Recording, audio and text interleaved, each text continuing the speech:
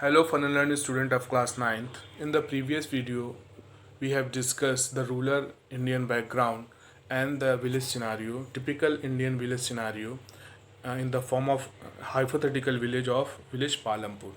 Now in this video, we will discuss the village economy. That is, what are the activities which are performed in rural India for base of village economy. So there are two types of economic activities performed in rural India. That is, one is your agriculture activities, agriculture economic activities, another is your non-agriculture economic activities. So first take it agriculture economic activities, which is also known as agriculture production.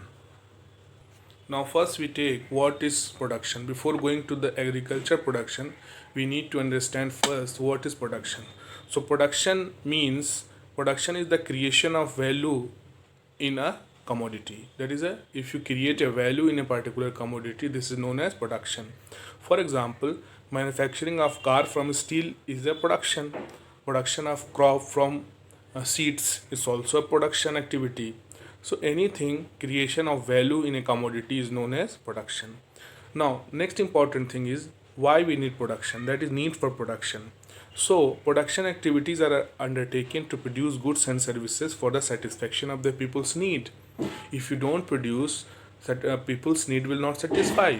So satisfaction of the need of the people is utmost important. So to satisfy the need, we need production. Suppose if we don't produce crop, then how will feed the people? So production is very necessary for the satisfaction of the needs. So I think you have understood the topic production and need for production. Now we will discuss the next important topic, that is factor of production. So there are basically three important factors, but nowadays fourth is also included.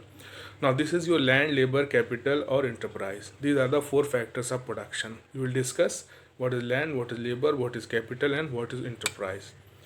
So, but in the next video, we will discuss in detail what is land, labor, capital, and enterprise. These are the most important factor of production. You need to understand what is it, because in the absence of these factors, production does not take place.